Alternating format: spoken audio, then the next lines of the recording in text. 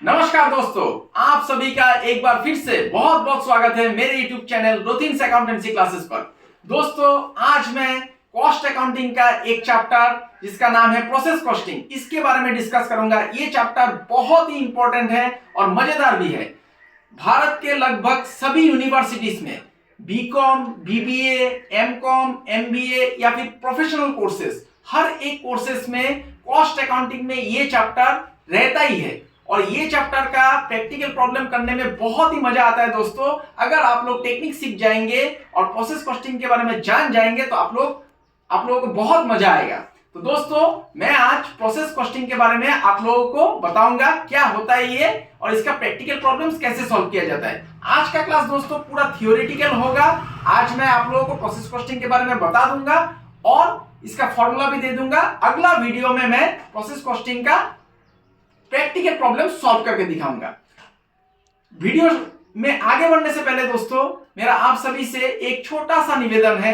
अगर अभी तक आप लोगों ने मेरा चैनल को सब्सक्राइब नहीं किया है तो चैनल को सब्सक्राइब जरूर कर लीजिएगा और बेल आइकन को दबाना मत भूलिएगा, क्योंकि बेल आइकन को अगर आप लोग दबा देंगे तो सबसे पहला नोटिफिकेशन आप लोगों को मिलेगा और मुझे भी खुशी होगी कि मैं अपने दोस्तों का कुछ मदद कर पा रहा हूं। दोस्तों, वीडियो अगर अच्छा लगता है तो इसे एक लाइक भी दे दीजिएगा, शेयर भी कर दीजिएगा दोस्तों के बीच और कमेंट करना मत भूलिएगा।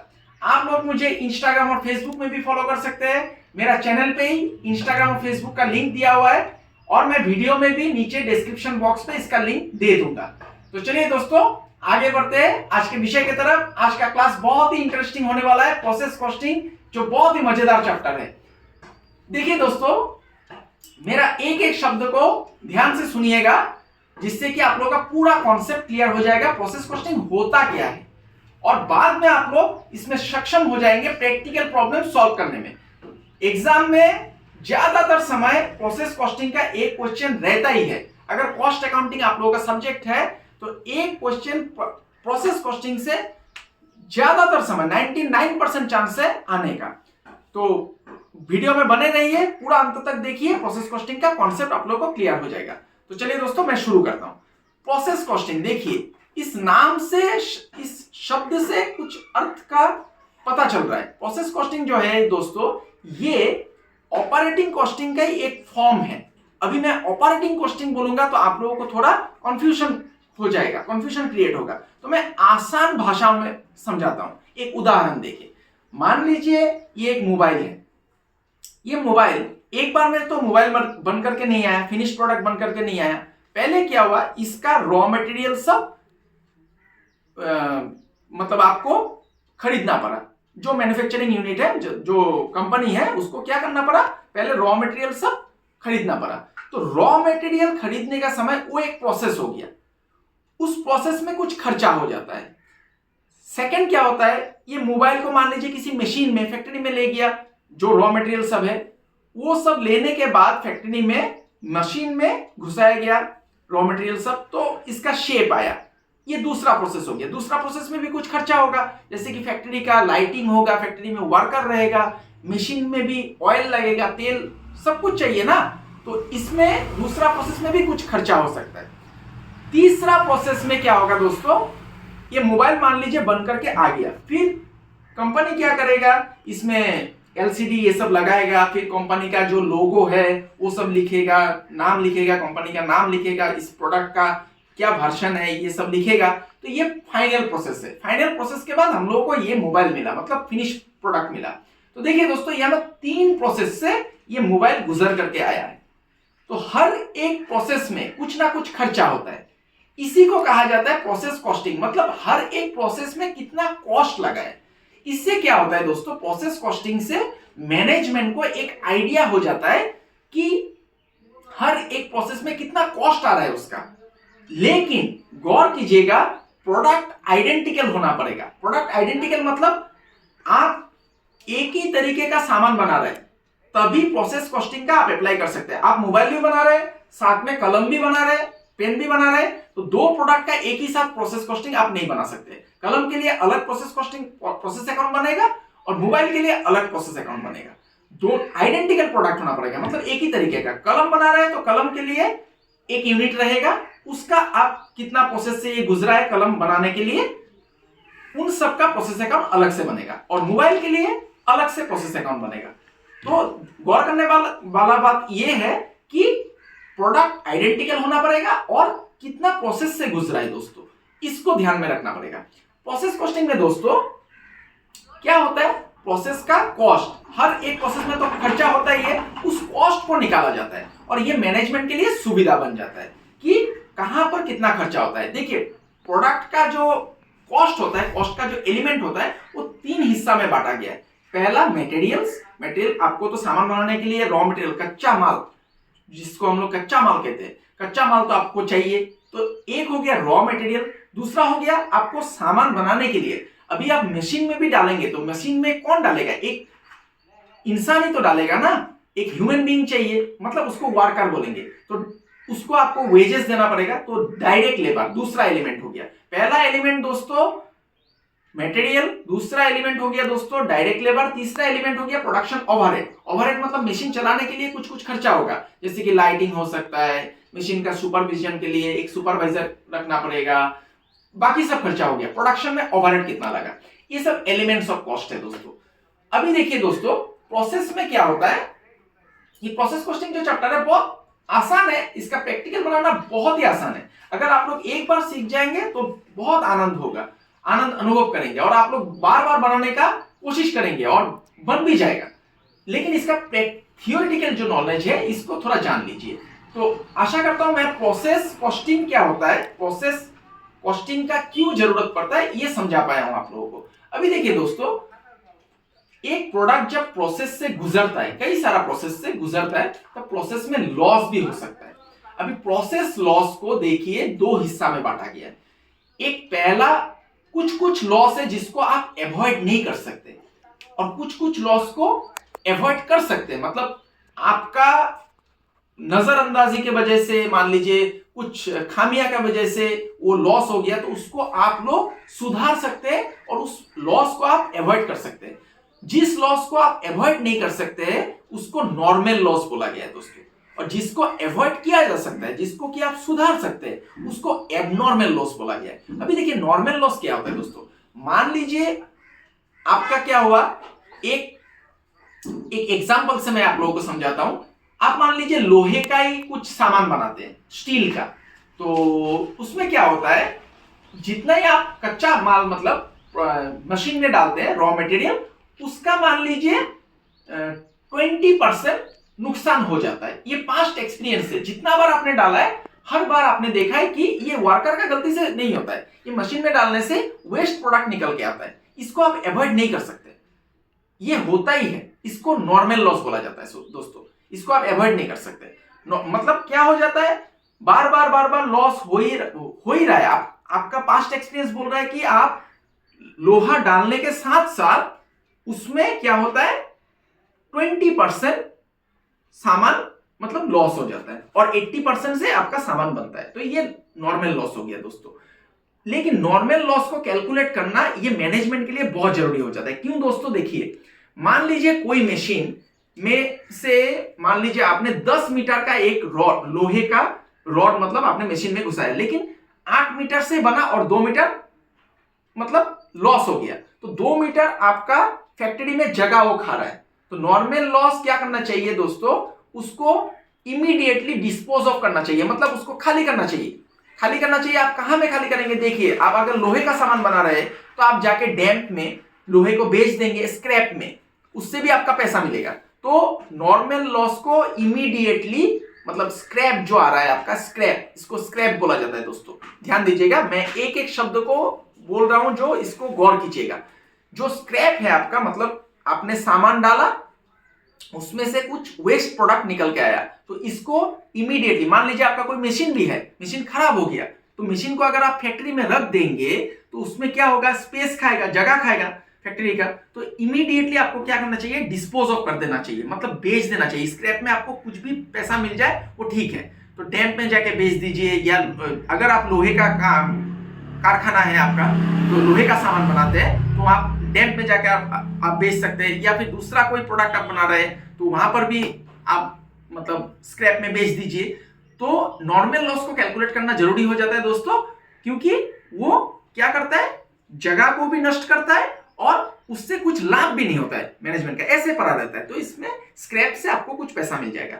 अभी देखिए दोस्तों, प्रोसेस कॉस्टिंग जो है ये ज्यादातर हर एक इंडस्ट्री में लागू नहीं होता है। ज्यादातर क्या होता है, ज्यादातर इंडस्ट्री में लागू होता है मैन्युफैक्चरिंग इंडस्ट्री। जैसे कि मान लीजिए आपका क्या बोलूं, सोप मेकिंग, मतलब साबुन का फैक्ट्री है। साबुन तो एक बार में बन के नहीं आएगा, साबुन का फैक्ट्री में लगता है। बिस्किट का फैक्ट्री में बिस्किट एक बार में बन के नहीं आता है, पहले कच्चा माल आपको जुगाड़ करना होगा, मतलब खरीदना पड़ेगा, उसके बाद प्रोसेसिंग में डालना होगा, मशीन में डालना होगा, फिर तीसरा प्रोसेस में आपको फाइनल प्रोडक्ट निकल के आएगा।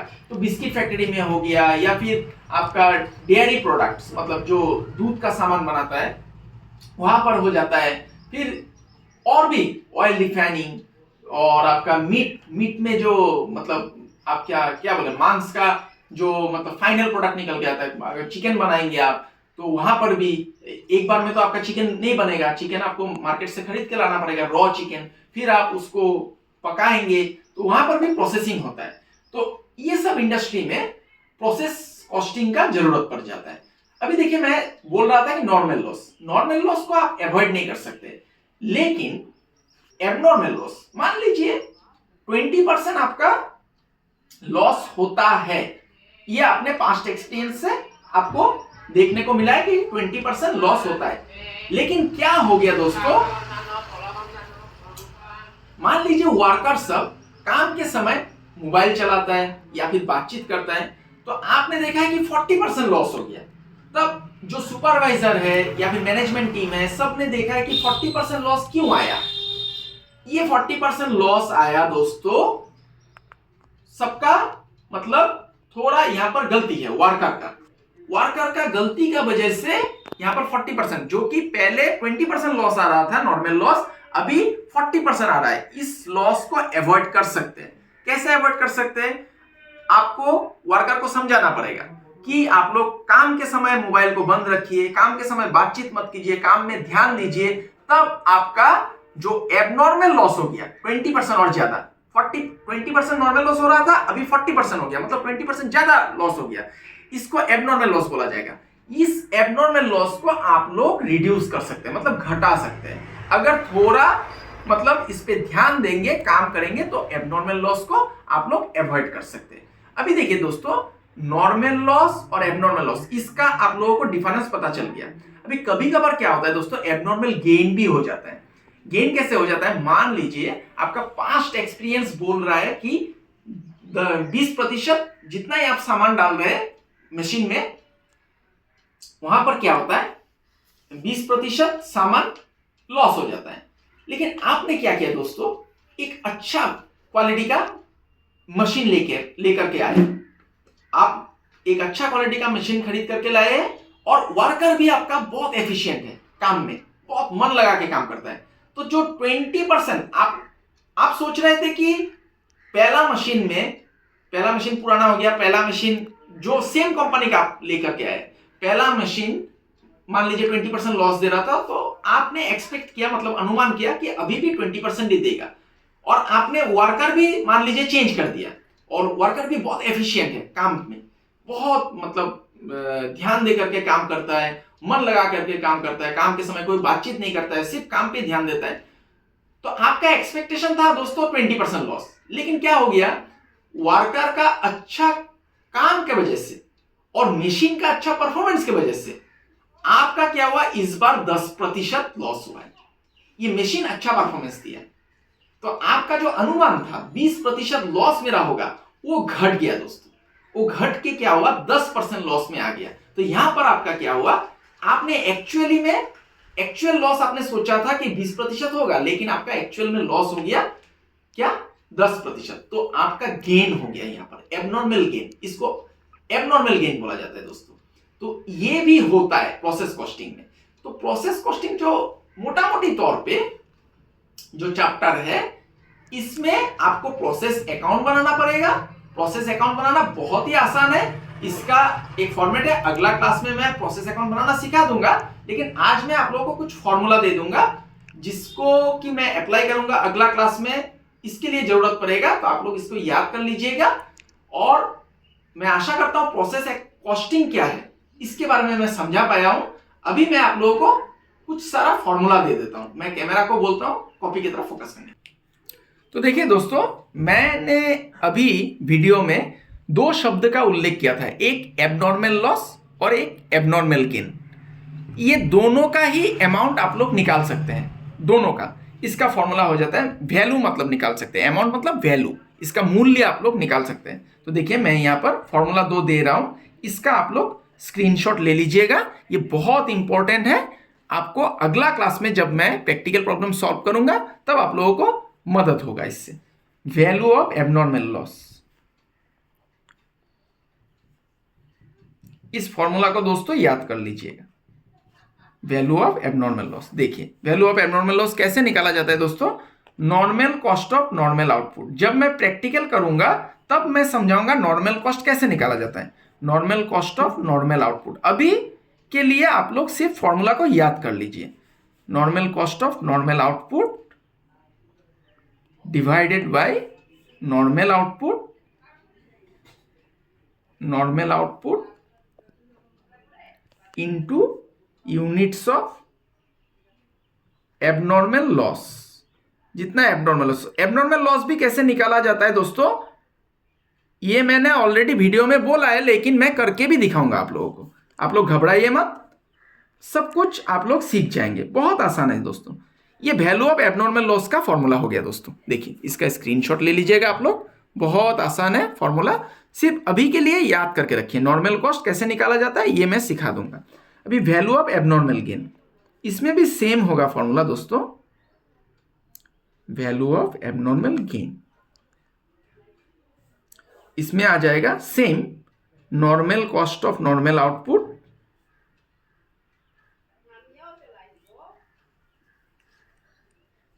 Normal output divided by normal output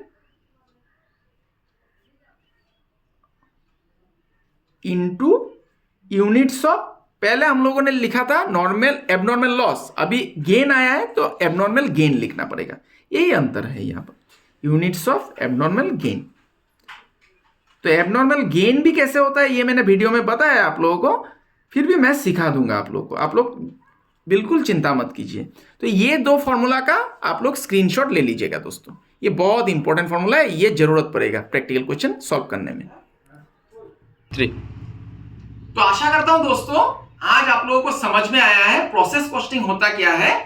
मैंने आज प्रैक्टिकल प्रॉब्लम नहीं किया है क्योंकि आज का क्लास मुझे अनुभव हुआ कि आज आप लोगों को थियोरेटिकल नॉलेज देना चाहिए, क्योंकि कोई भी चैप्टर का अगर आप लोग प्रैक्टिकल प्रॉब्लम सॉल्व करना चाहते हैं तो पहले थियोरेटिकल नॉलेज आपका क्लियर होना जरूरी है।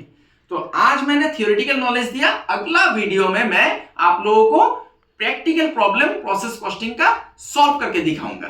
तब तक आप लोग जो मैंने कहा है इसको अच्छा से देख लीजिए, पूरा वीडियो बिना स्किप किए आप लोगों को समझ में आ जाएगा। और किताब से भी आप लोग हेल्प ले सकते हैं, कोई भी किताब कॉस्ट अकाउंटिंग का आप लोग किताब से भी पढ़ सकते हैं, इंटरनेट से भी हेल्प ले सकते हैं। हर जगह में प्रोसेस कॉस्टिंग के बारे में बताया गया है। मैं तो आप लोगों का दोस्त हूं सिर्फ मदद करने के लिए।